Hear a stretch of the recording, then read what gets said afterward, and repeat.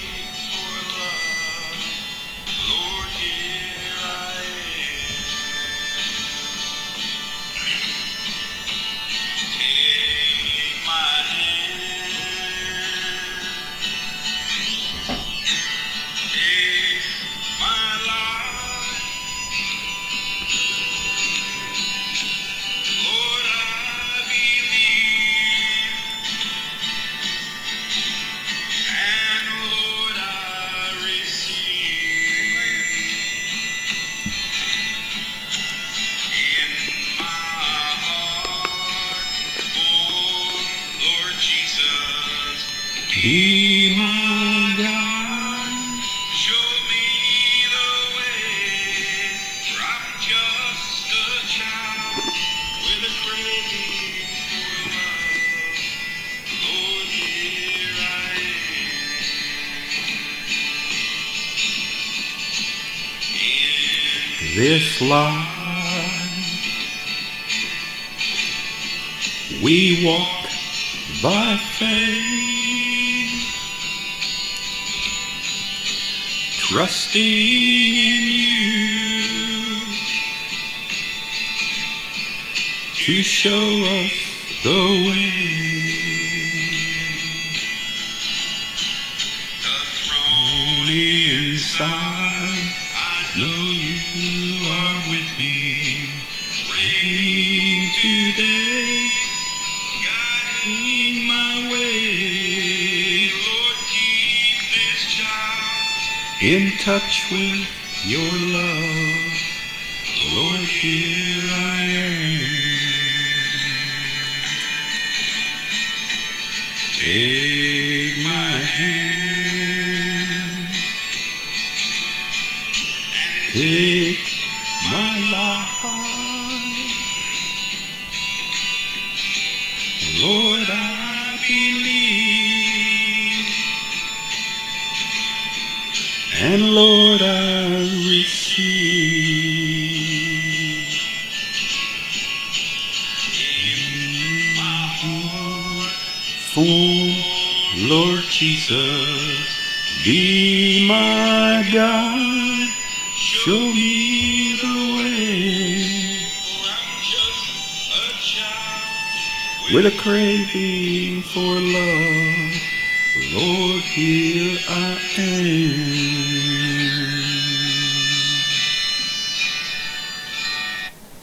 Amen. Lord, here I am, just a child craving for love. I will bring this up, make sure everything is running okay.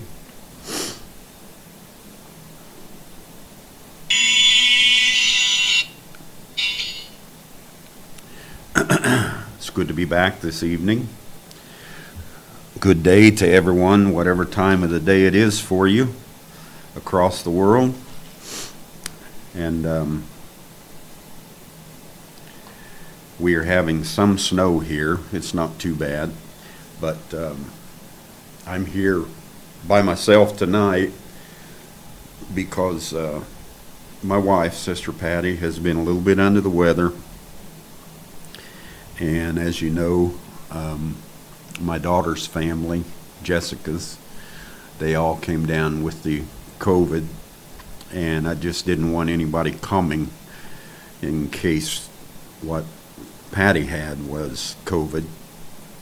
But I don't believe it is. She's coming out of it pretty quick. So I'm here, and I wanted to go ahead and have the broadcast, and I just told everybody, watch it from home. So I'm sure that's what everyone is doing.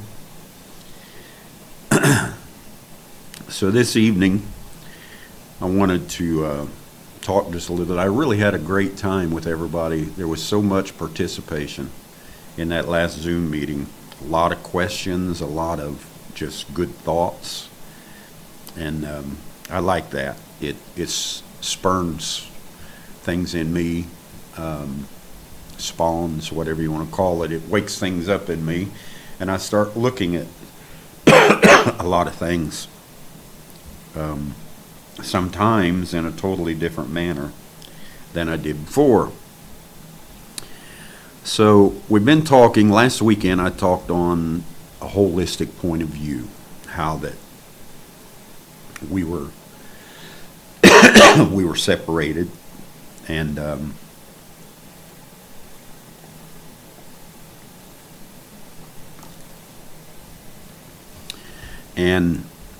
in our separation, we were separated in our mind, and in our separation we began to understand all the details. And once we come to a point where we had searched all the detail, we came through testaments and dispensations and worlds and everything else, and we came to a holistic point of view in this Aquarian age. And some people wonder if we're in the Aquarian age or not. You don't need to wonder. Just take a look around and listen to what's being taught you, and you'll know that it is beyond anything we've ever seen, what's going on around the world, and it's beyond anything we've ever seen and what's being taught us spiritually. So I want to take the time. I talked about a holistic point of view. Before that, it was a gospel that makes sense. Well, I want to talk about our interdimensional life. Sometime back, some years ago, maybe 2014, somewhere in there, I made the statement in the Philippines and in New Zealand that don't get your dimensions mixed up. If you get your dimensions mixed up, you're gonna have a distorted picture. You're gonna have a cow eating grass in a tree or whatever it might be. So don't get your dimensions mixed up. One of the late messages of William Branham's was Christ is revealed in his own word. And in there he said, don't misplace, misinterpret, or mislocate. When you do that, you get everything mixed up. And that's what people do. They take their dimensions and they misplace, mislocate, and misinterpret what these dimensions are all about and what they are doing for us today. If something's not helping me today, it's irrelevant. I forget, one of the scientists back through the ages made a statement. He said, if it can't be measured, then it is irrelevant. And I thought that was kind of a bold statement.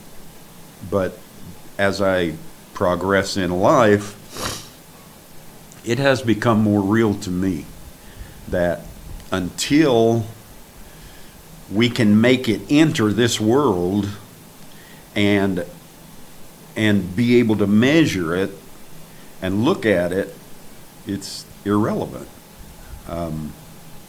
So I'll just start from here. Last week we talked on a holistic point of view and looked at how we are working through cycles of the solar and lunar currents, adapting our bodies to a holistic life of daytime, nighttime, light and darkness.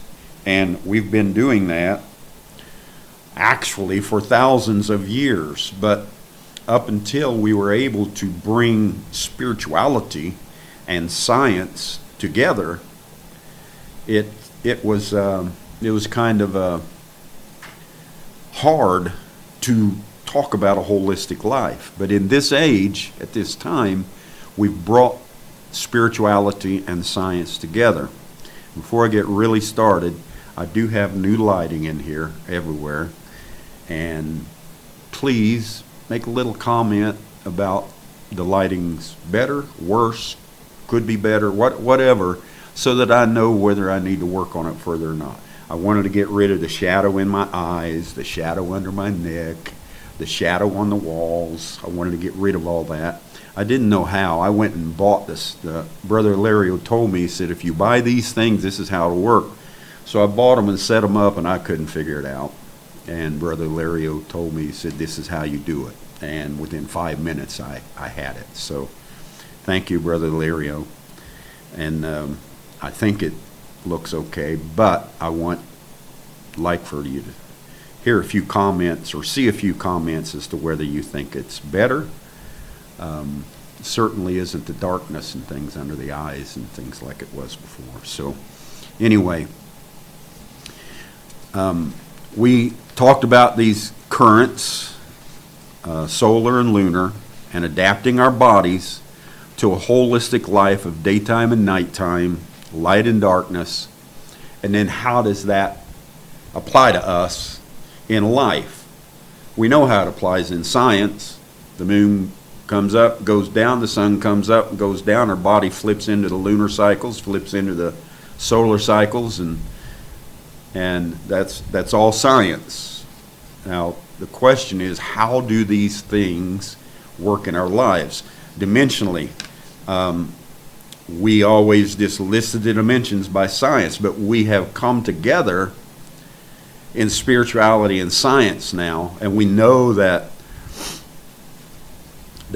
science is more of the natural, the biological, and spirituality is more of the invisible and the spirit world.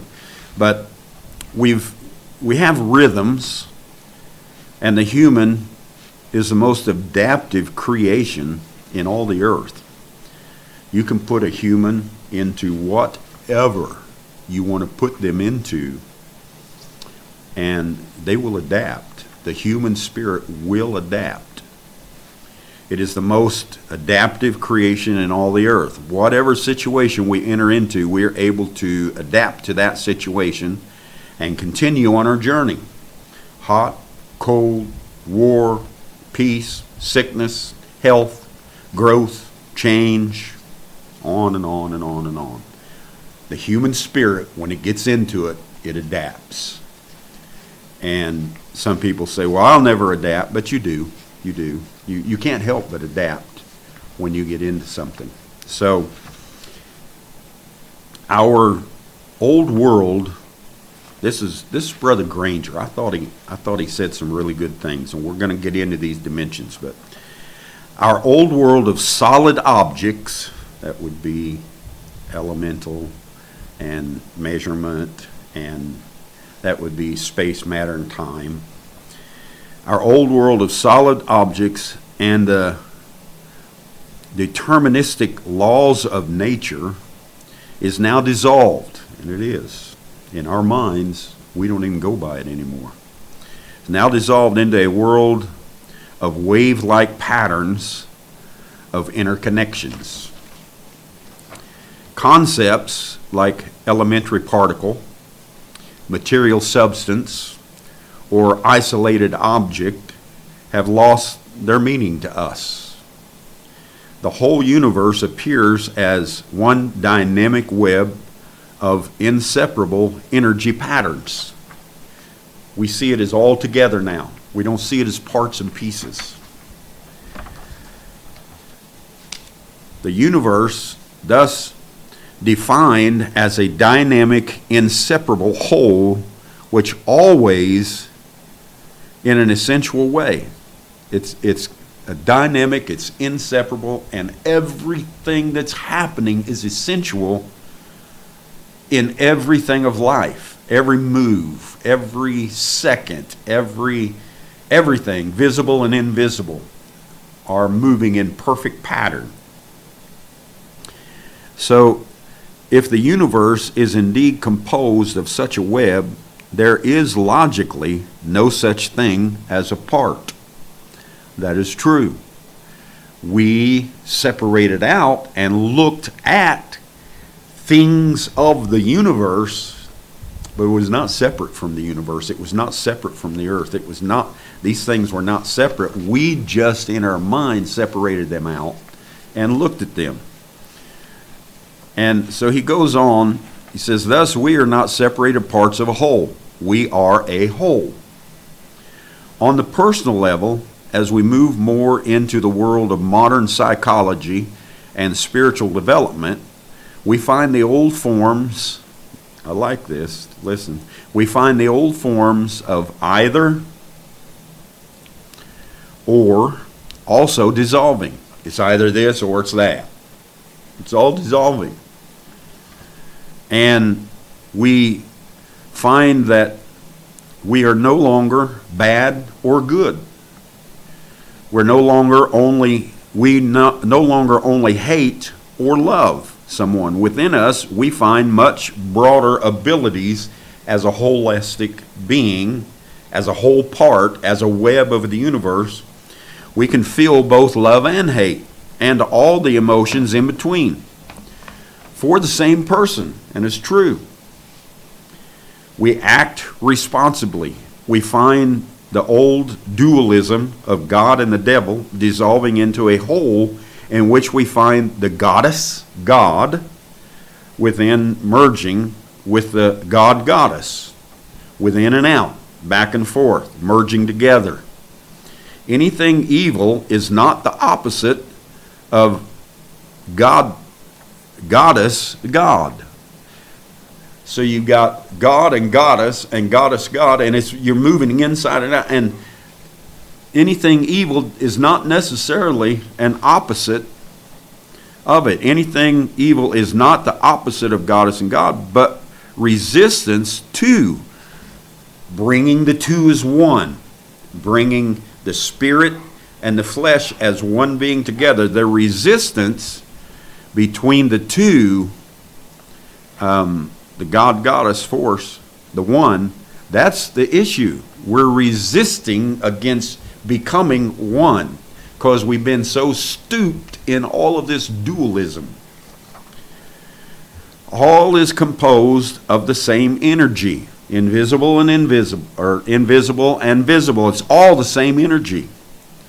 It's just different mixes.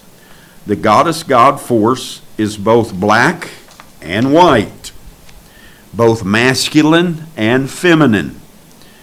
It contains both the white light and the velvet black void light, which you've seen those.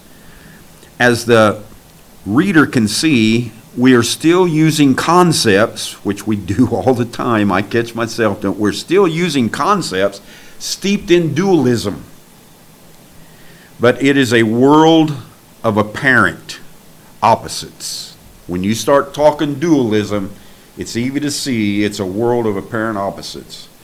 And what we are doing now is trying to merge these together, get out of the dualism, come to a oneness, come to a wholeness, come to a holistic life, come to the beauty of an entire web, nourishing and taking care of one another.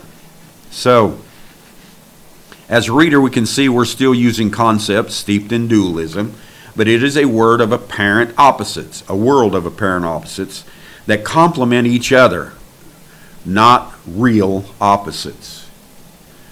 It complements one another. So they're not real opposites. They're not two.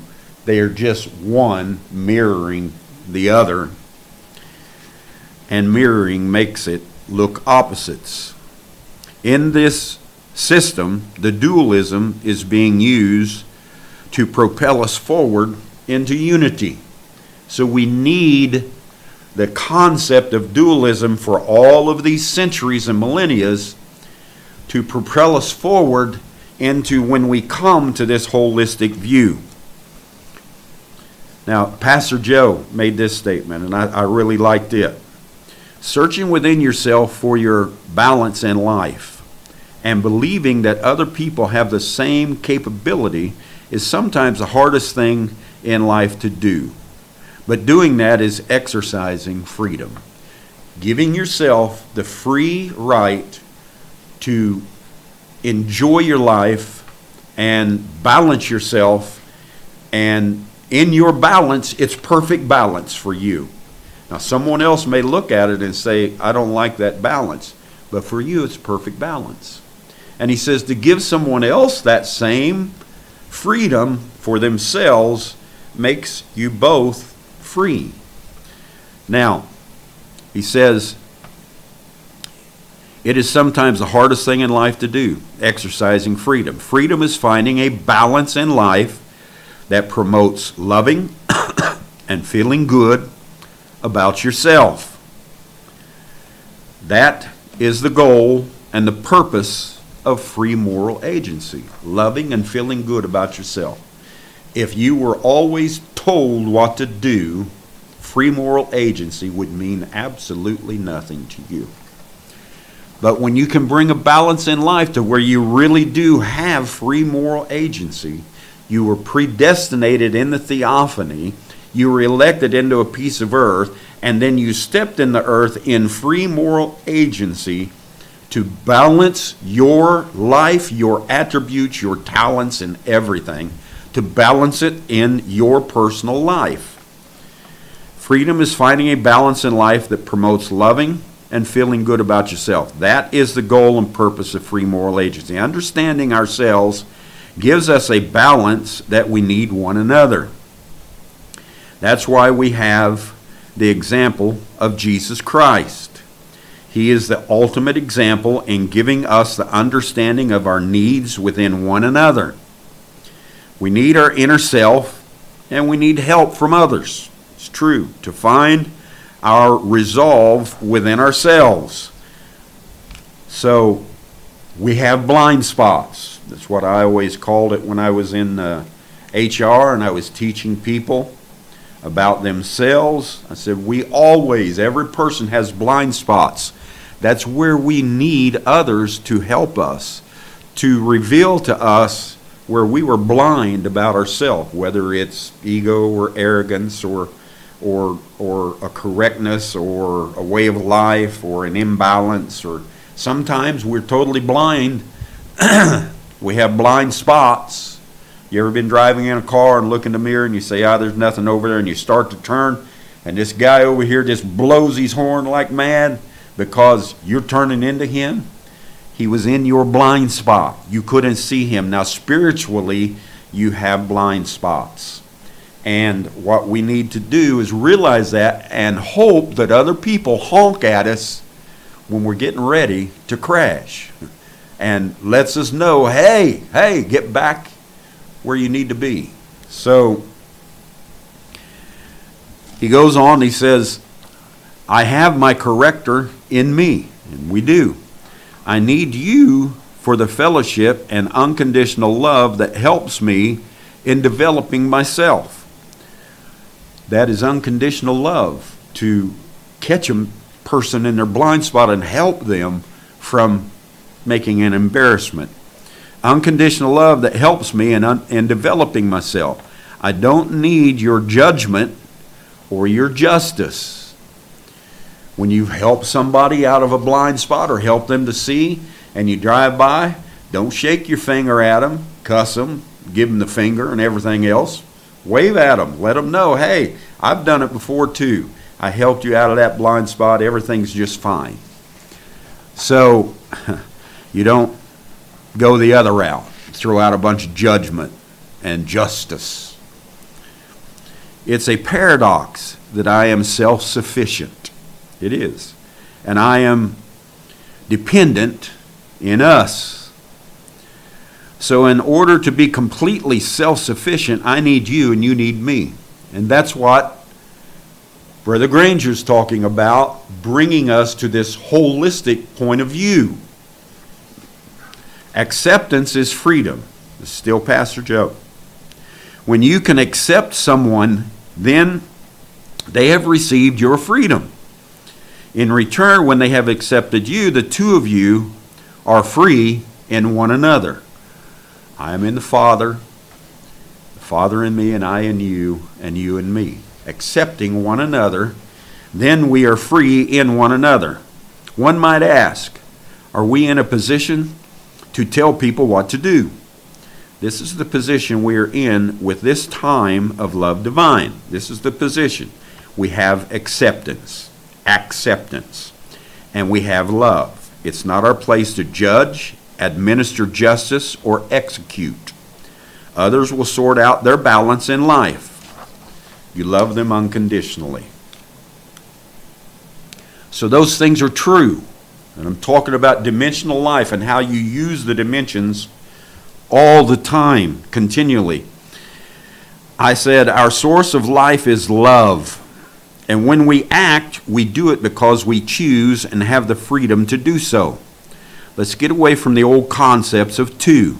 Two trees, two books, two souls, right and wrong, good and bad, light and darkness, and any other type of separation. Let's stop separating ourselves from one another and let's free ourselves. We free ourselves by accepting one another in the present condition. We know that everybody, anybody, and everyone is in the best condition they can be in at the time. Now, they may move on to a better position, a forward position, a greater position, a better, much better condition as they develop in their growth and understanding, but they are always in the best position they can be in at the time. And you work and help them develop from there. They might not be where you're at by far.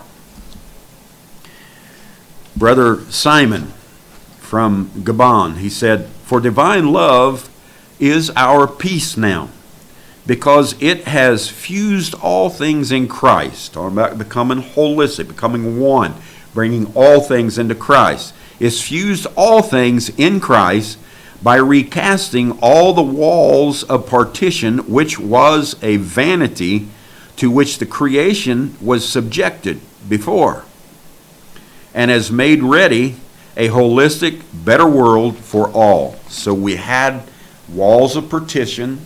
We had lots of things set up of justice and judgment and execution and all kinds of things, and what was sin and what was not, what was bad, what was good, what was evil, what was righteous, and on and on and on. We had all this, and then what takes place is we begin to fuse all this together, bring it all together, and by doing that, the best way to do that is to look inside and bring all that together in you, because you've got it all inside you.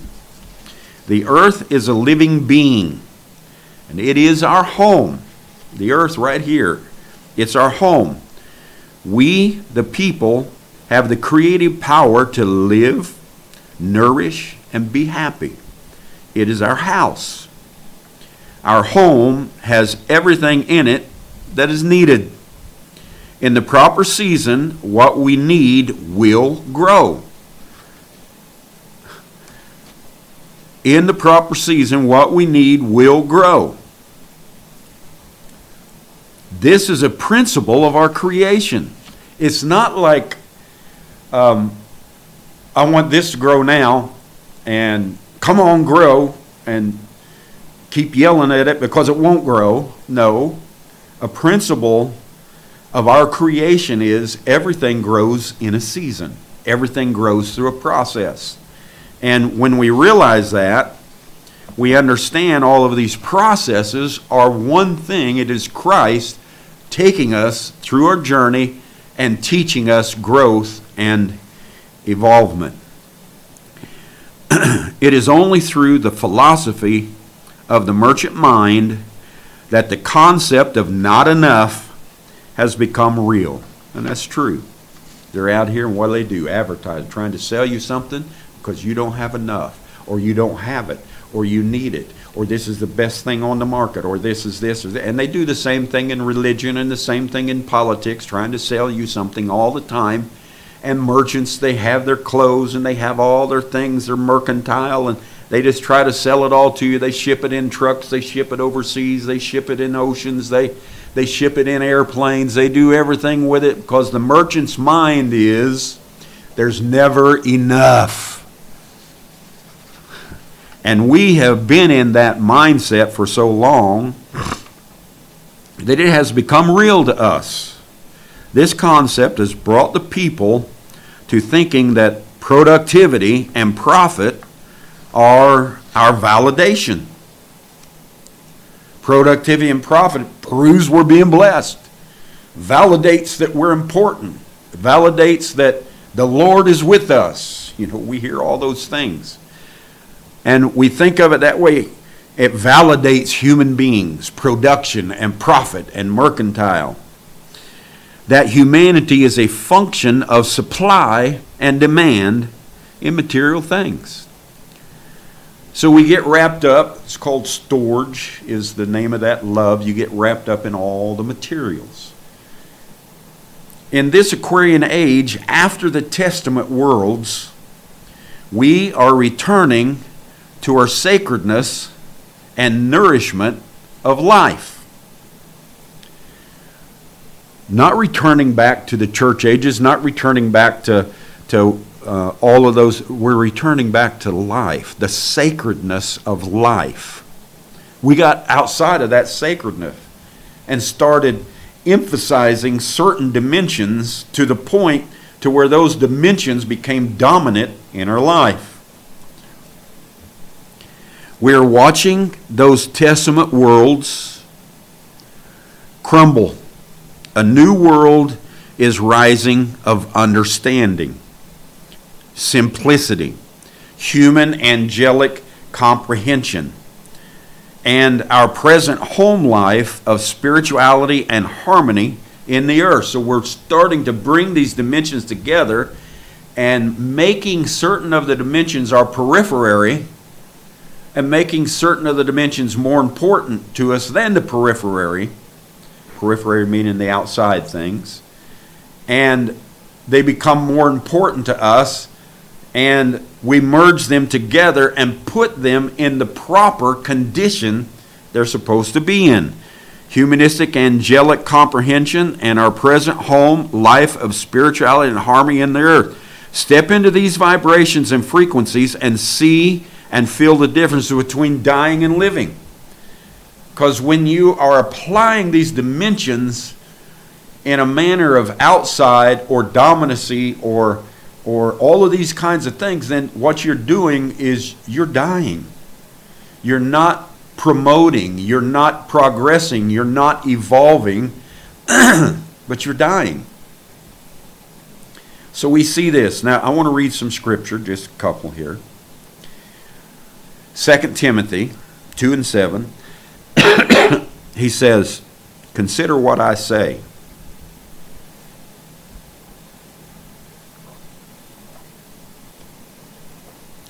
And the Lord give thee understanding in all things."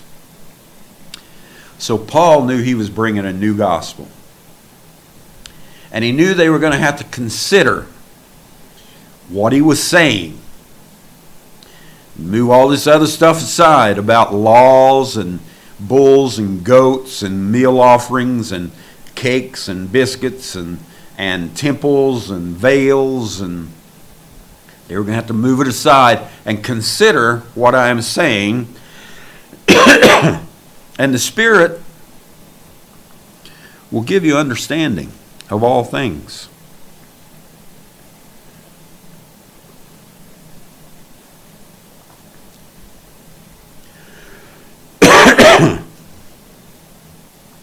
Paul went on, and he was talking to the Corinthian group. That was Timothy. Excuse me. Paul was talking to the Corinthian group in chapter 14, verse 20. He said, "Brethren, be not children in understanding. Howbeit, in malice be ye children, but in understanding be men. In other words, when it comes to malice, envy, strife, jealousy, all these things, be children in it. It may rise up in you, but be like a little child, and by the end of the day, just get rid of it. Just get rid of it and let it go. Be like children.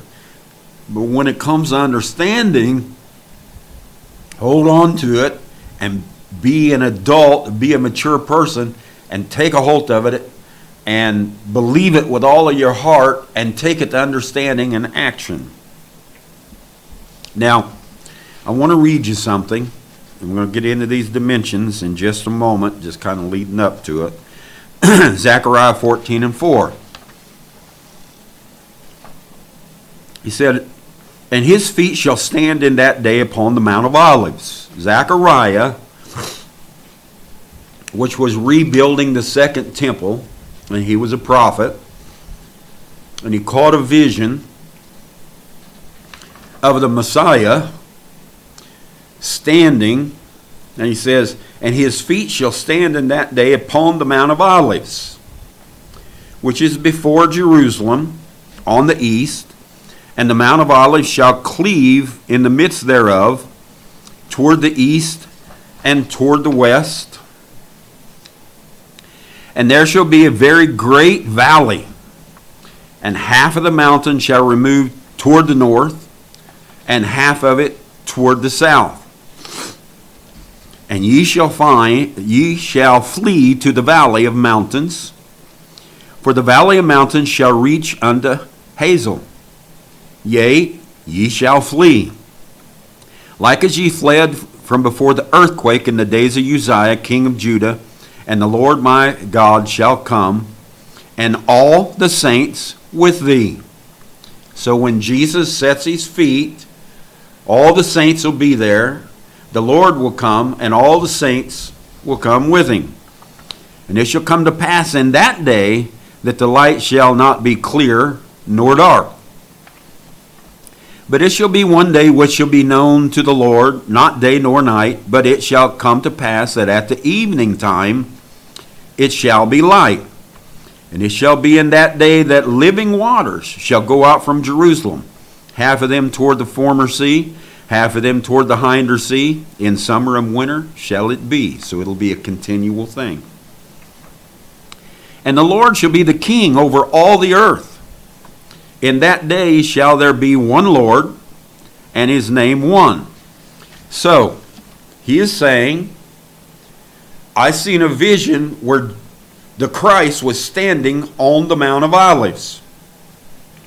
And then I seen where this mount where Christ was standing separated and cleaved left and right, or to east and west, and separated north and south. And I seen this great thing happening, or in other words, I seen a whole new world arising and coming out of what? Coming out of his words.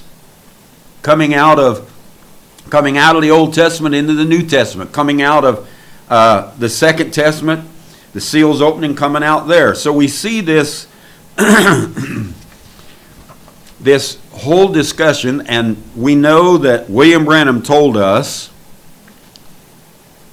that Zechariah 14, 4 through 9, took place at Sunset Mountain. Now, I'll show you where he said it. Don't get too upset. And that Jesus Christ set his feet on Sunset Mountain, which would bring back everything that everybody was looking for to happen on the Mount of Olives. Done one of two things. It either already happened, or Zechariah, when he saw the Mount of Olives and Sunset Mountain, he just considered them to be the same mountain. So he was looking at a dimensional thing. Now let's watch. William Branham told us that Zechariah 14, 4 to 9 took place at Sunset Mountain, and Jesus Christ set his feet on that mountain.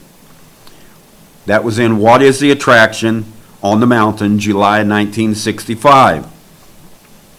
This scripture has a twofold meaning, and the church world has interpreted Jesus to come back on the Mount of Olives in Israel and bring judgment to the earth in this, what they call last days, the end time. Jesus himself come down in the clouds, set his feet on the Mount of Olives in Israel. That's the way they interpret it. Now, let's look at how dimensionally it took place. Remember, I said when you're working in dimensions, don't misplace, misinterpret, mislocate, or you will have everything messed up. And this prophecy has been messed up for years. But we're going to look at it dimensionally here. Let's look at how dimensionally we get things out of order sometimes. Because we misplace, misinterpret, and mislocate what the prophets have said, or what is going on in our personal life. We misplace it, mislocate it, don't understand it, misinterpret it, and then we go through our trials. So, Zechariah 14, 4 through 9. Let me read you what Zechariah saw when he talked about the Mount of Olives. Matthew 5 and 25. Jesus is saying, he's on the Mount of Olives, Matthew 5 and 1. Here's Christ, his feet on the Mount of Olives, exactly like Zechariah seen him a few hundred years before. He's standing on the mountain, and he starts out by, blessed is the poor, blessed is the meek, blessed is the peacemaker, blessed, and he's going at it, and then he comes and he says, he begins to bring his gospel. And he says, agree with thine adversary quickly, while thou art in the way with him, lest at any time the adversary deliver thee to the judge, and the judge deliver thee to the officer, and thou be cast into prison. Verily I say unto thee, thou shalt by no means come out thence till thou hast paid the utmost farthing. In other words, don't wrestle with what's going on in your life. Have acceptance, and that will help you move forward. Ye have heard, here's Jesus, ye have heard that it was said by them of old time. He's looking back there in the dimension of the law, in the dimension that Moses brought into the earth, dimension of the law and lawful things and unlawful things. You heard that it's been said of old times, thou shalt not commit adultery. But I say unto you, what's Jesus doing here? Jesus is standing on the Mount of Olives, and he's bringing out an entire new world. He is cleaving the Mount of Olives from east to west, from north to south. His feet are on the Mount of Olives, and he is bringing an earthquake that is unbelievable, and it is reshaping and making anew the entire world and the life of this world and how to live in it, and he's putting away the law. This is what Zechariah seen in Zechariah 14, 4 through 9. This was Christ standing there on the Mount of Olives. But I say unto you that whosoever even looks on a woman to lust after her has committed adultery with her already in his heart. So he says, I say unto you, you're every one guilty if you want to go by the law. And he's trying to get them out of the law and bring them to no sin. It hath been said, whosoever shall put away his wife, let him give her a writing of divorcement. But I say unto you, love one another. And don't commit fornication. Don't do these things. Love one another. Do what you need to do. And Jesus is pulling them out of the law. The law that puts you under sin, under such conditions, Jesus dimensionally is bringing a brand new gospel. Again, ye have heard that it had been said by them of old time, thou shalt not forswear. But I say, forswear thyself, but thou shalt perform unto the Lord thine oaths. I say unto you, don't swear to nothing. How can you swear to anything greater than you? Because you are the Lord. The Lord could swear by none other than himself. So don't swear by this and don't swear by that. Just give your word. And stand on it and believe it with all your heart. So Jesus is pulling them out of that old law and giving them a new way of looking. He goes on. Ye have heard that it had been said, an eye for an eye and a tooth for a tooth. But I say, I like that. I say unto you, you've heard the denominational system tell you that Jesus Christ is going to come back on the Mount of Olives, set his feet on it, and he's going to cleave everything from left to right. There's going to be a great earthquake. But I say unto you, it has already happened. He done it in Matthew 5, 2,000 years ago, and they're still looking for it to happen right now. But I say unto you that ye resist not evil. But whosoever shall smite thee on the right cheek, turn to them also the other. And if any man shall sue you at law, give him your cloak. In other words, don't get in a big wrestling match over what's going on in the elemental dimensions, which we do all the time. Whosoever shall ask for your coat, give him your cloak also. Whosoever shall compel thee to go a mile, go 2 with him.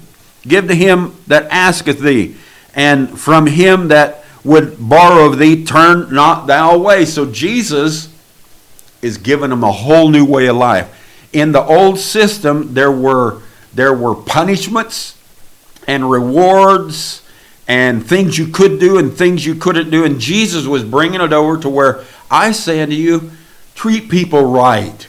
It's not an eye for an eye. And they say, you know, you've heard it said, thou shalt love thy neighbor and hate thine enemy. But I say unto you, love your enemies. Bless them that curse you.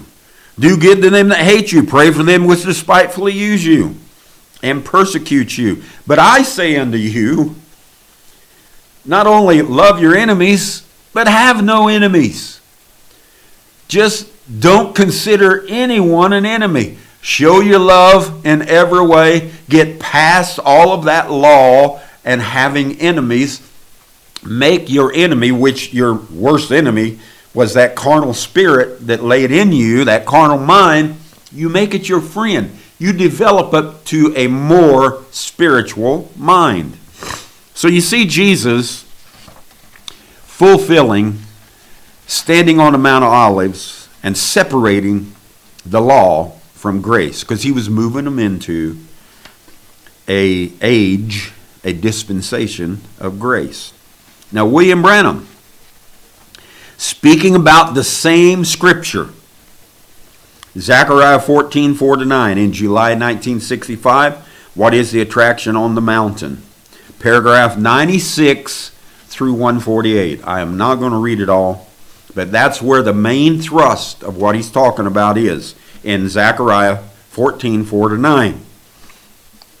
Not going to read it, but there it is. Paragraph 96 to 148 in What is the Attraction on the Mountain, July 5th, 1965. Go there and read it.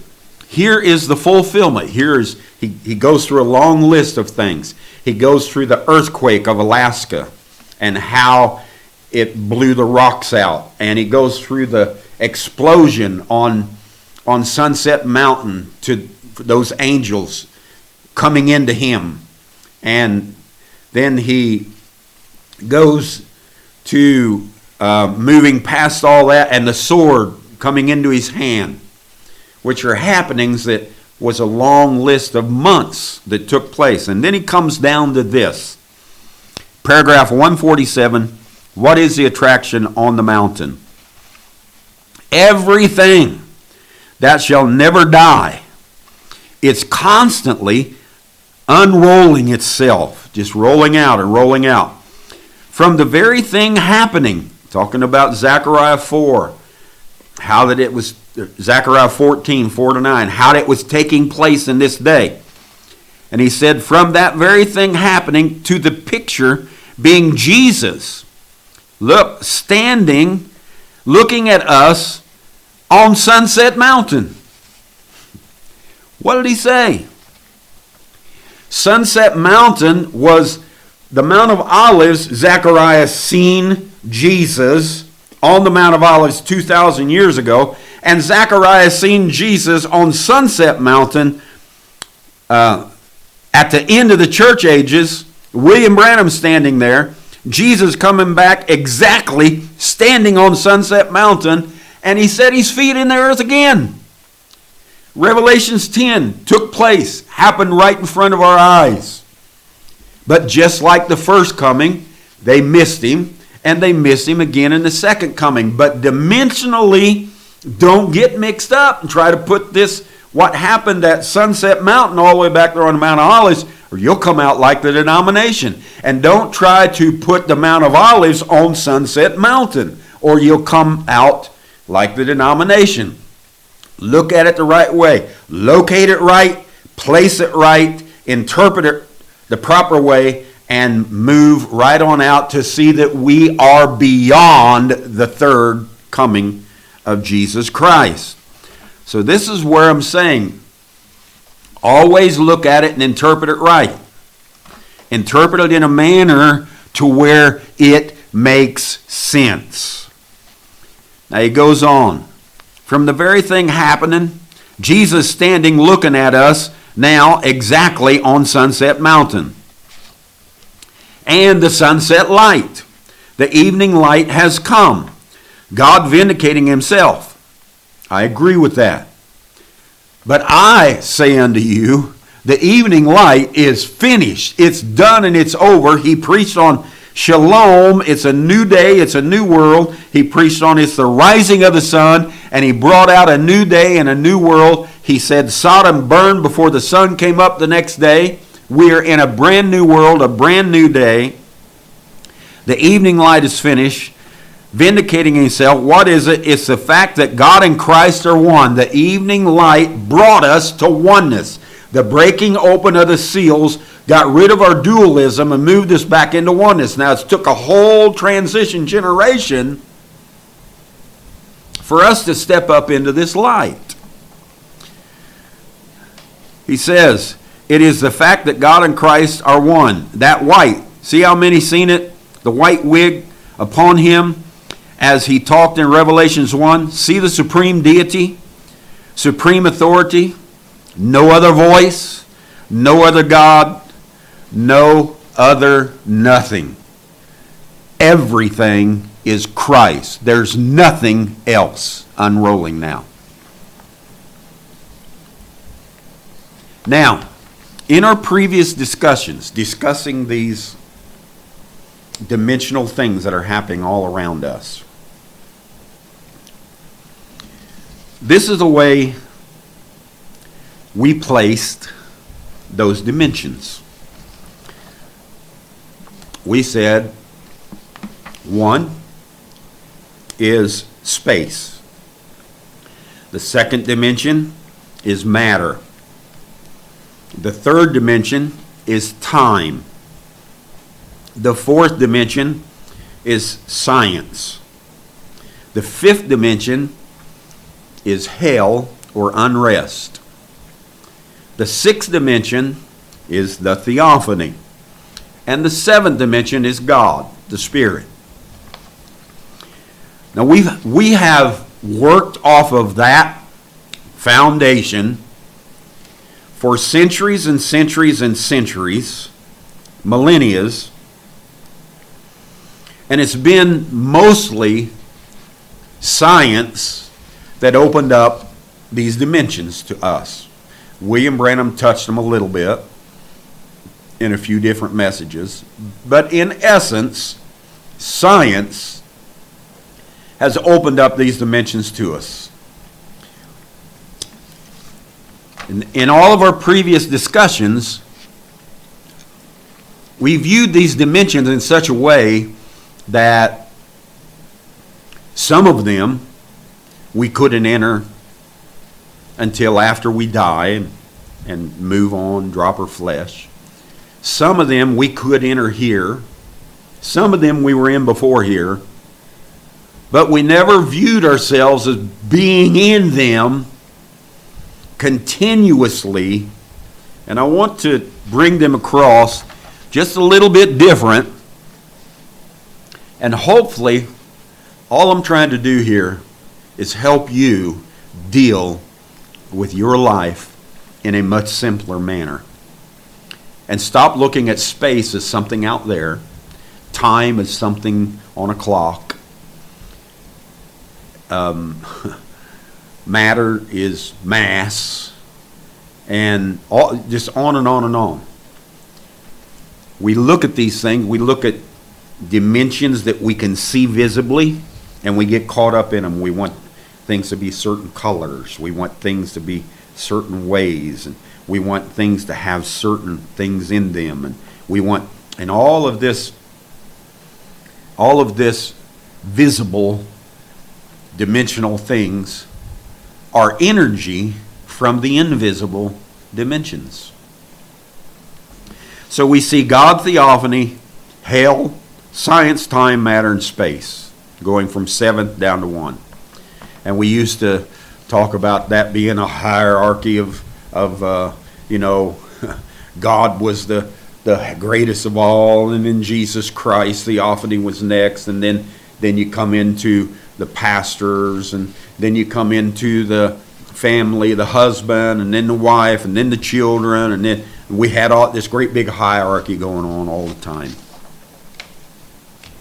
Well, let me see if I can help you just a little bit. I'll just say them first, and then I'll go through them just a little bit.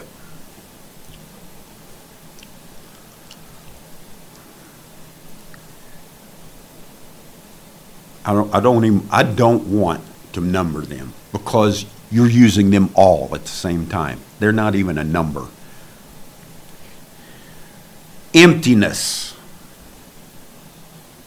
Space. Emptiness. Elements. Matter. Elements. All the elements. Measurement. Time. Discovery. Science. A carnal state of mind. Hell. A theophany state of mind. Heaven. And a spiritual state of mind. God, the infinite, the all-powerful. So we have emptiness, elements, measurement, discovery, carnal state of mind, theophany state of mind, and a spiritual state of mind. These 7.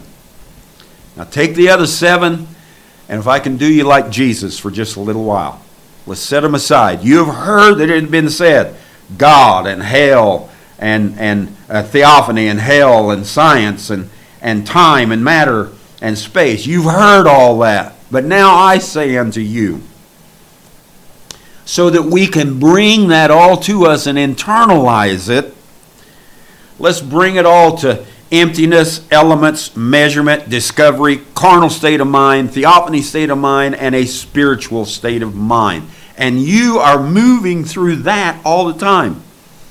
It's a new look at us.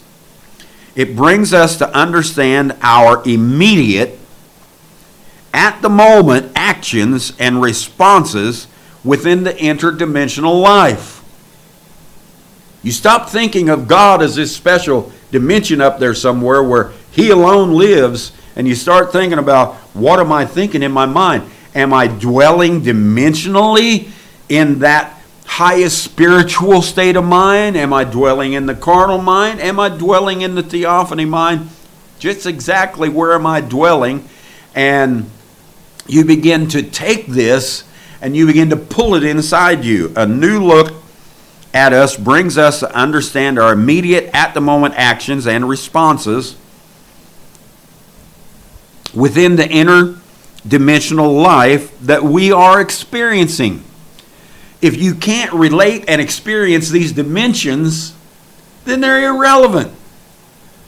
If I'm going to talk about a God out there and a hell over there and a heaven up there and if I'm going to do all that, separate the elements from me, separate this and they're irrelevant to me. It's never going to teach me anything. But if I can bring them into me, these angels went into William Branham. That's what he said, standing there on that mountain. Those 7 angels appeared and rushed into me. Then he goes to the mountain, and what happens?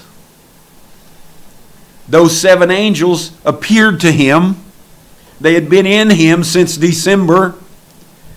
And in March, he goes to the mountain, and those 7 angels come out of him. Go read it in What is the Attraction on the Mountain, 96 through 148. He said that, and that light, he said, began to rise up from the earth. What earth? That pillar of fire didn't come from up there somewhere. It came out of William Branham. They went into him. He walked up there on the mountain. It came out, and he said that light, circular light, began to raise up out of the earth. And he said it kept going up and up until finally science caught a hold of it and got pictures of it.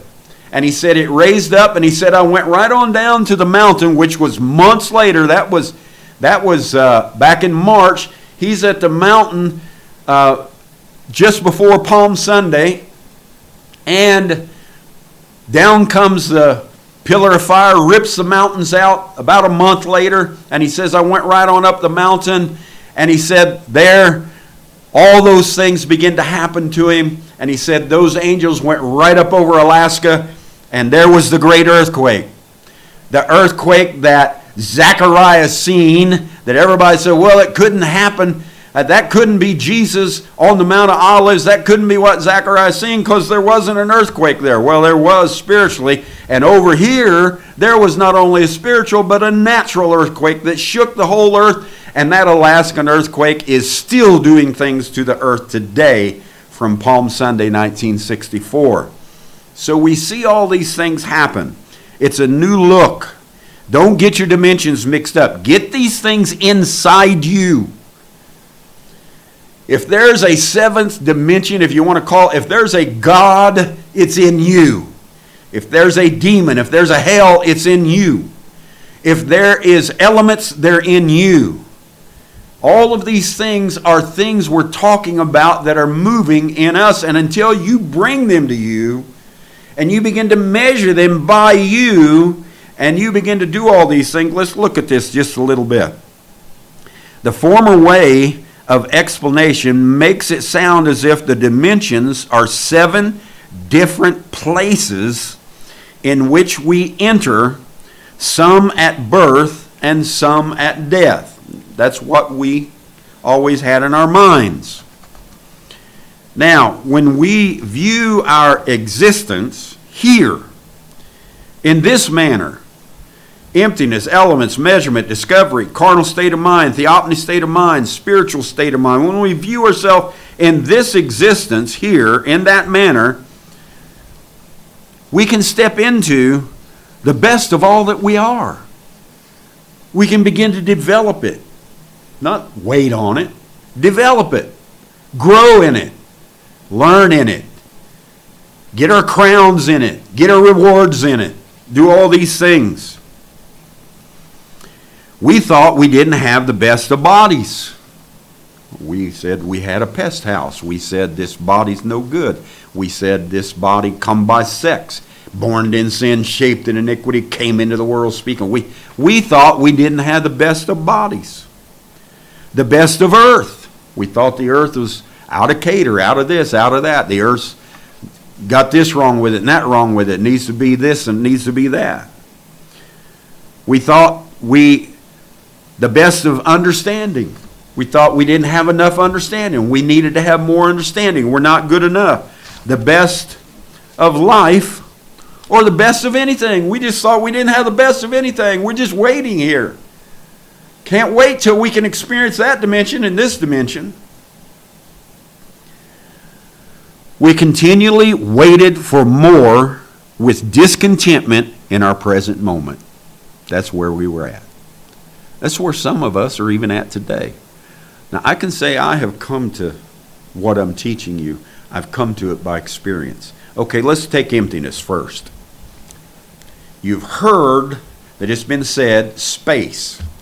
But I say unto you, it's emptiness. When we look at this dimension in this manner, rather than space, we can comprehend what it is internally within us. It is nothingness. It is emptiness. Complete emptiness. You say, how can that be, brother? Did you know that all atoms, which you are made up of atoms, all atoms are 99% empty? Only 1% of all atoms is being manifested to the capability of an atom. Empty space. Emptiness. Now, when we bring ourselves to that emptiness and we say, I want to be totally empty, and I want to move from there, and I want to move through these cycles, and I want to use everything simultaneously, and I want to learn. The second one, well, our life started with total emptiness. You know that. From our mother's womb, just like the cycle of the universe started with total emptiness prior to the creation. The emptiness is being filled by experience from your mother's womb. From the time the creation started, emptiness started filling. And when you came through the womb, emptiness started filling itself with experience, filling up itself by experience.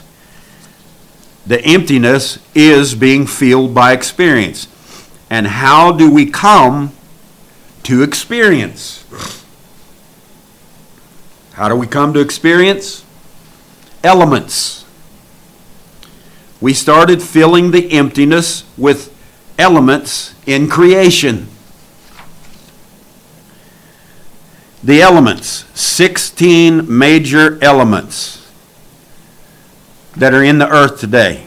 Then that mix goes into all sorts of mixtures and thousands of secondary and tertiary elements of all sorts, all through the earth. Mixtures. This brings us colors, darkness, light, chemistry, science, medicine, flesh and bone, and all sorts of potential manifestations. And there are still many, many, many millions of potential manifestations still ready to come out of the elements, but right now it's atoms of emptiness. So how do we begin to fill up our emptiness with elements? We put them on. We begin to wear them. We begin to taste them, feel them, see, taste, feel, smell, hear. We begin to take on memory, conscience, reason, imagination. We begin to put on the elements. You heard in time past that it was matter. Boy, that sounds real scientific, doesn't it? But when you take your emptiness and you fill it with elements, you're working with you. You're working with who you are, not something out there. Measurement. This is all that time is. You have heard in time past that this dimension was time, but I say unto you, it's measurement.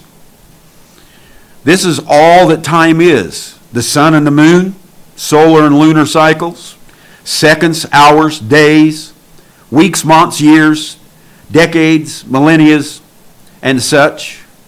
That's not time. That's measurements. A clock is not time. It's a measurement. Measurement is the way to bring this concept of time into you and begin to use it as a tool in the manner that you can use it in so many ways. We measure everything. A scientist once said, if it can't be measured, it's not relevant. We measure death. Tombstone, from this date to this date, this guy lived. We measure death. We measure redemption. We look at it and we can measure redemption and see how long redemption took and where redemption ended. At the opening of those seals, we measure redemption. We measure life. Life is eternal. And we can measure eternity by looking at it in sections and measure this little section, and we can measure life.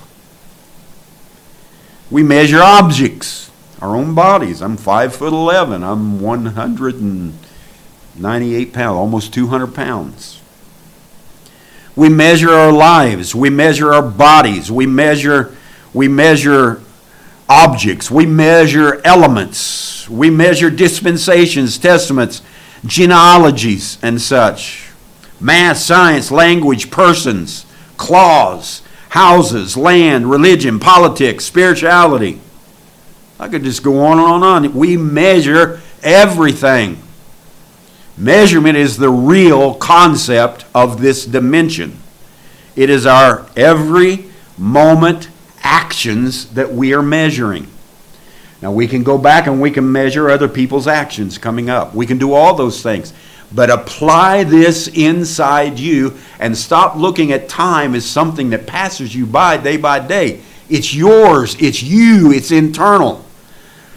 I hope I'm making sense here.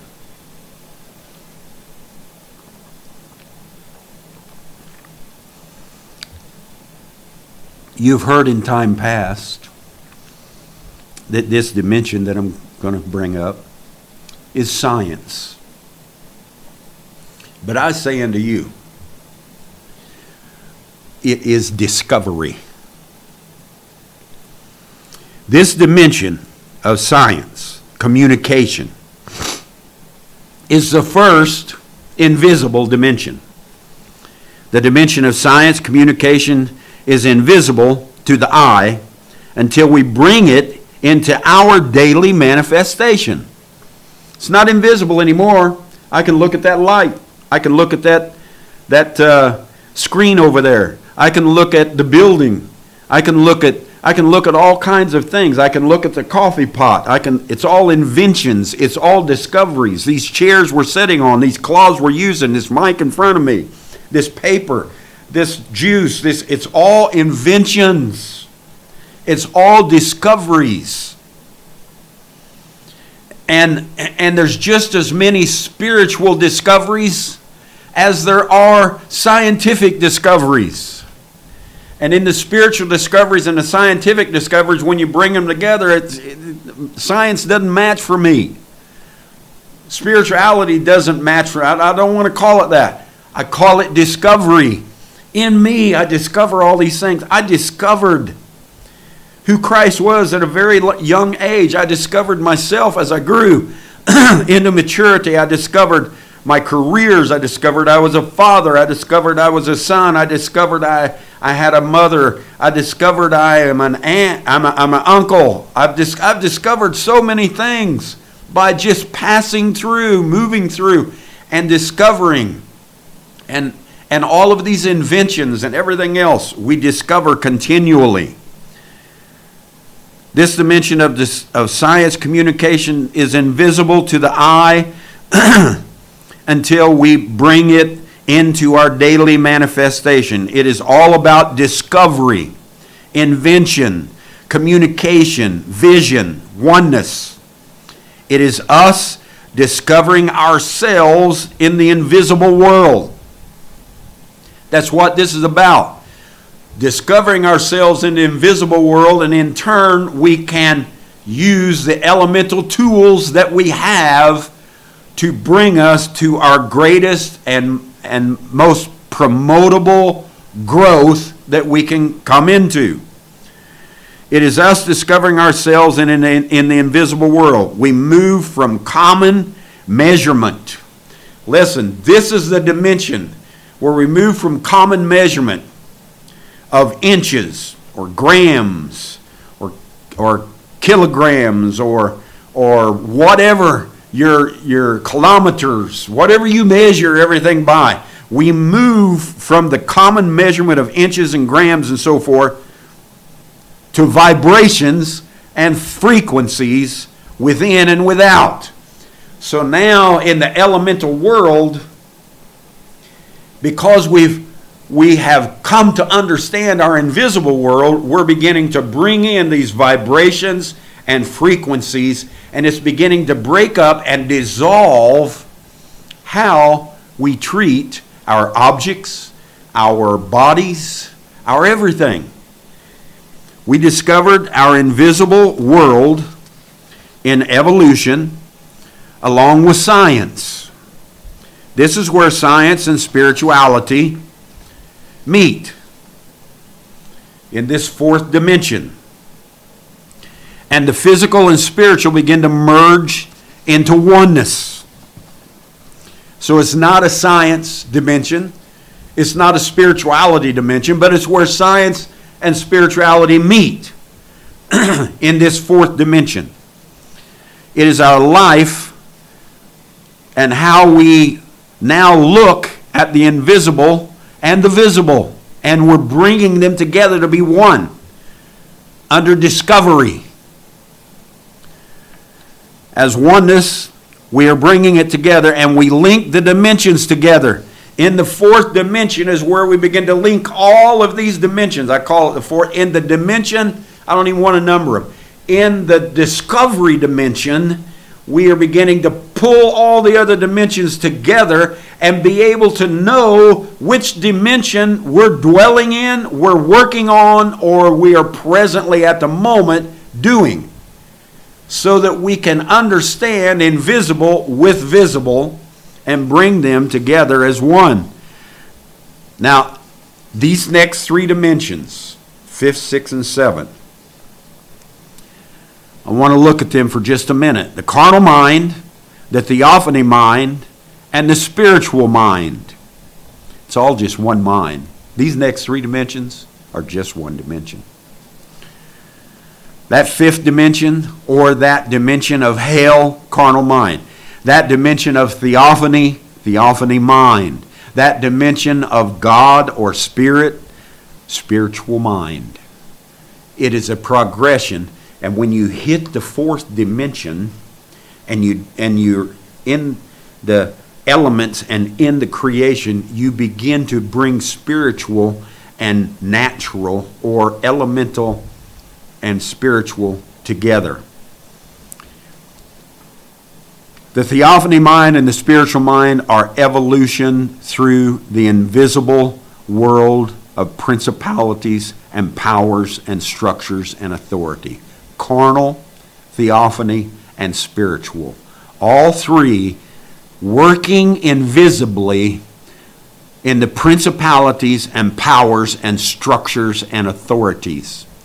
And the more that you can understand these three attributes of the mind, the more you will develop your authority, your power, your understanding, your movement, everything about you. How you evolve in the cycle brings us to how we use our authority. Okay, the carnal mind. This is the first state of mind. This is the first state of mind, and I'm talking about when you come into the womb and you drop out of the womb and you begin to walk in the earth. Carnal mind is the first state of mind when we enter in the elemental realms of emptiness. We come in here totally empty. The carnal mind came into this world with nothing, nothingness, totally empty. Any of you tell me what you were thinking, what your little carnal mind was thinking as you came out of the womb. What your little carnal mind was thinking as your mom held you the first time, you don't know, because it is completely empty, and you came into the world screaming and crying and totally blind and empty to everything. The carnal mind came in. The first state of mind, we enter in the elemental realms of emptiness, and just like the atoms, we were totally empty in the elements. And we begin to fill up our carnal mind, or our emptiness. At our natural birth from the womb, we began to develop the carnal mind. and we developed a living soul. We took on a nature, the things that we were doing in the earth.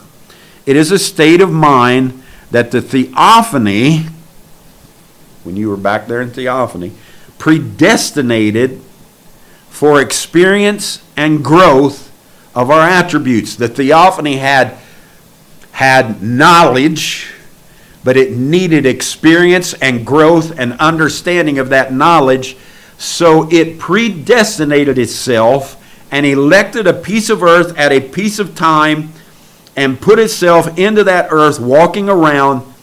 And when it did, this theophany, this carnal mind, begins to develop and begins to fill itself up. Teachers fill it up. Life fills it up. Animals fill it up. Mom and dad fills it up. Brother and sister fills it up. Education fills it up.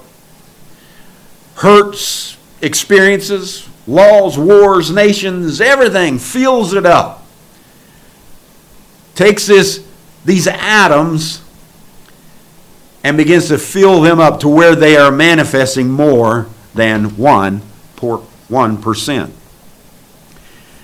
So the theophany mind, this second state of mind, this is a state of being that we predestinated and elected our journey in. An unfolding of everything eternal in us. We predestinated and elected it when we were in that theophany. This state of mind had to merge into the carnal mind and for growth feed the carnal mind with its surroundings.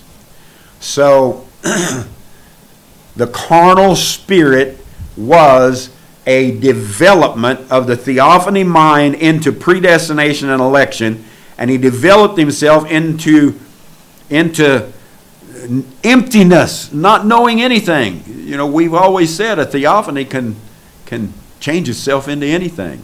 It changed itself into a pillar of fire. It changed itself into a chariot of fire and picked Elijah up. It changed itself into anything. Well, he changed himself into a carnal mind, into emptiness, and he stayed in that carnal mind, filling himself up with all about the earth, all about elements, all about measurement. And when he got himself all filled up, also there's where the theophany had to adjust and be fed by the carnal mind. As the carnal mind was going through this experience, it was attaching itself to mom, to dad, to teacher, to a car, to an object, to whatever it might be, to a boyfriend, a girlfriend. The carnal mind attaching itself and feeding back into the theophany what it feels like to have a boyfriend, a girlfriend, to be smart, to be educated, to be hurt, to be cut, to be whatever it is. So the theophany and the carnal mind had merged together, and they were feeding themselves, and they were developing something else. Also, here's where the theophany had to adjust, be fed by the carnal mind, what the actual experiences meant, and all the discoveries within the learning. Theophany and carnal states of mind developed into a dimensional realm of spiritual mind. That's what they were developing, a spiritual mind. We couldn't just live by the Word. And we couldn't just live outside the Word. The Word being theophany. Outside the Word being carnal mind. We couldn't just do that. We had to merge them together and adjust the interpretation of the Word and the world and bring it together and make it one in us to where we are working within these real dimensions that I'm talking about. Emptiness. Right on through the cycle to spiritual man. Now the spiritual mind. This is the level of humanity that we move into and begin to set up patterns and unwritten understandings within us. We begin to realize that we have something to say too. It's been said to you, eye for an eye and a tooth for a tooth. But I say unto you, Jesus moved into the spiritual mind and began to bring what he had to bring to the earth, what he had to put into humanity. I say unto you, and he kept going on, and he kept going through them all, and he kept telling them, Moses said this, but I said, I'm moving you into a greater day. I'm moving you into a greater hour. I'm moving you into a greater understanding. And they had to lay down all that law and everything. And I'm telling you, lay down those 7 things that you thought were dimensions, because you can't apply them inwardly. But these 7 you can apply inwardly, and it brings science and spirituality together. This is the level of humanity that we move to and begin to set up patterns and unwritten understanding within us. It is the state of mind wherein all love resides and flows through all the other dimensional processes. The state of the spiritual mind moves past dualism.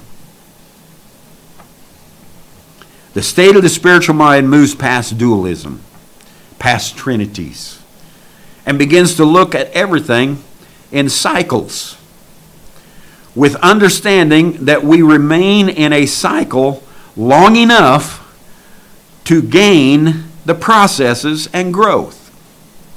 And then we move right back around to emptiness and go through another cycle. Right now, in this Aquarian age, we came through a lot of emptiness.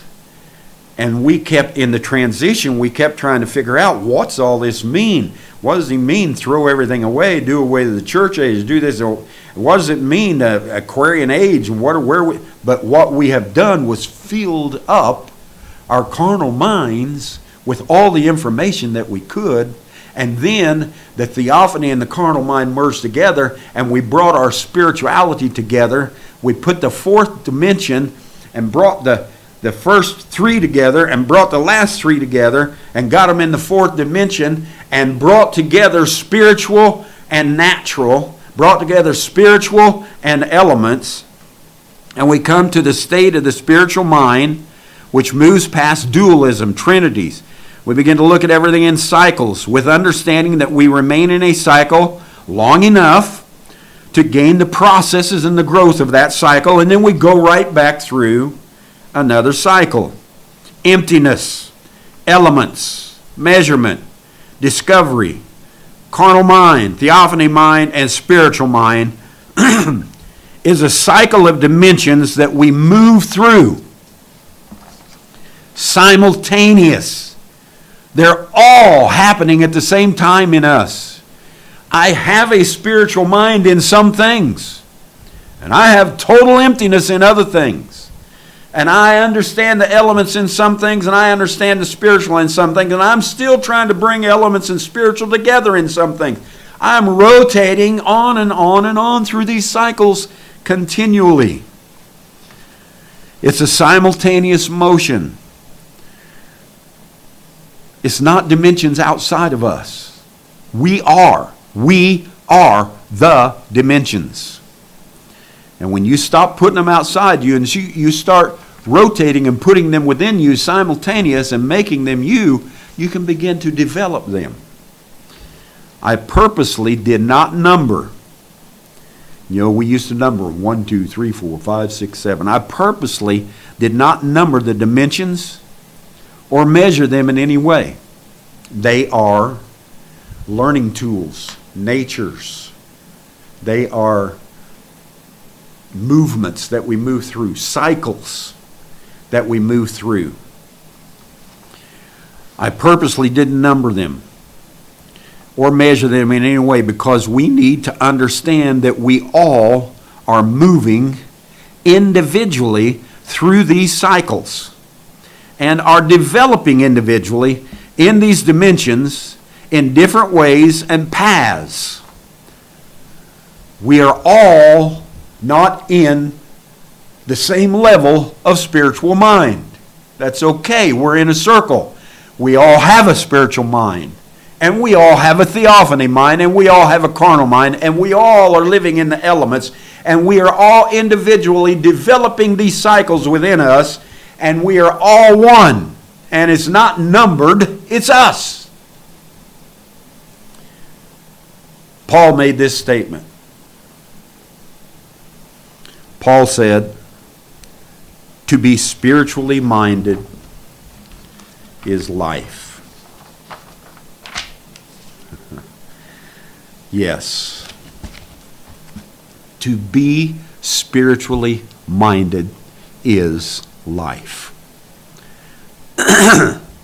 Spiritually minded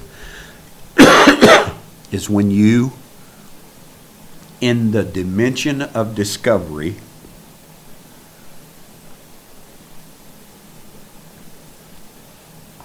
you begin to dissolve all the elemental measures, and you begin to dissolve all the spiritual measures, and you begin to bring them together in the in the dimension of discovery. Emptiness. We all came that way, and we get that way time and time again. When you look at all these things, it means so much to us. We all come certain ways. We all know who we are. We all understand who we are. We all see who we are. Some of you have greater spiritual understanding than I do. And I am perfectly okay with that, because I know as I continue around the circle, understanding who I am, considering what you say and you consider what I say, and the Lord will give thee understanding in all things. Brethren, being not children in understanding, be children in malice and hatred and all that, just let it go. But in understanding, be an adult, be a mature person. When we can do this and come to the understanding of who we are, don't misplace, don't mislocate, don't misinterpret. Christ revealed in his own word. Brother Branham told us that. I showed you how that Zacharias seen both mountains, and Jesus Christ set his feet on both mountains. And there was a great spiritual earthquake back there on the Mount of Olives, and there was a great natural earthquake off Sunset Mountain. So we see all this happening. So put away your God, your theophany, your hell, your science, your time, matter, and space, locational dimensions. Put it away. And come to emptiness, elements, measurement, discovery, carnal state of mind, theophany state of mind, and spiritual state of mind, and know that those top three, spiritual state, theophany state, and carnal state, are one mind moving into the realm of discovery, the dimensional discovery, and taking these measurements and elements and emptiness and putting them on and finding out and experiencing growth through who we are every day. Don't feel bad when you're empty about something.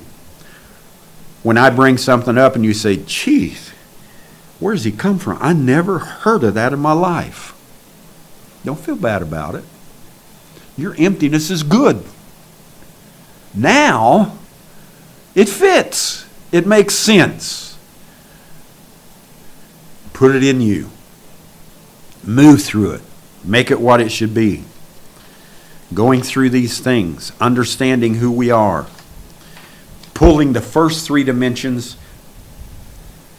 pulling these three dimensions of elemental, and pulling these three dimensions of invisible, really 3 dimensions of visible, 3 dimensions of invisible, bringing them into that dimensional level of discovery and making them one. We're doing it every single day.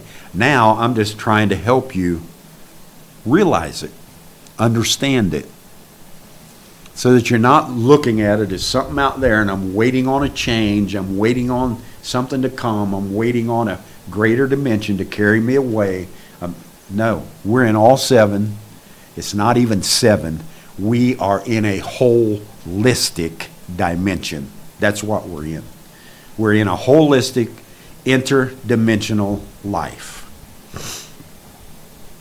So don't worry too much about trying to figure out exactly where we're at and how we got to die and how we got to go here and how we got to go there. You're in it all right now. You're in it all right now. Holistic, interdimensional life, moving all the time. Love bless you. I hope this has been a blessing. I know the more I look at it, the greater blessing rolls for me in understanding. Now, I can understand things like when Jude wrote about Michael the archangel and Satan fighting over the body of Moses. I used to think, wow, I'd love to watch those two angels battling it out over Moses' body, whether Moses is going to get to go in or not because of all of his failures, and he smote the rock and he didn't lead the children to the promised land. And I used to read that and I think, whew, I'm sure glad Michael whooped Satan or Moses never would have made it in. No. Think of it now. Satan, carnal mind, that dimension laying in you. Michael, the theophany mind, angelic, heavenly mind laying in you. And that carnal mind and that theophany mind wrestled together and come out with the truth of it all in a spiritual mind. It didn't go on anywhere except in Moses' mind. Moses wondered, am I going to make it in or not? You told me to take these children somewhere, Lord. You told me to take them to a promised land. You told me I'd take them here. I stood up for them when you wanted to destroy them all. I wrestled it through and I stood up for them. And now here I am sitting on a mountain and you're telling me I can't cross over. What, am I lost? Have I failed? And the Holy Spirit moved his body in front of him. Let Moses see himself on the other side. And Satan, the processes and the failures and everything else got defeated. And Michael the archangel, in Moses' mind, carried him over. You say, Brother Parnell, how do you apply it? The wrestling that you have going on in your mind, the merging, the fighting between carnality, elemental laws and natures, and invisible natures, and Michael and Satan, theophany and carnal wrestling. And every time they wrestle out, I'm telling you, every time they wrestle it out, they come out a spiritual being. They come out a spiritual man. They come out a spiritual woman. Those wrestlings aren't going on out there. They go on in the mind and the hearts of men and women here in humanity.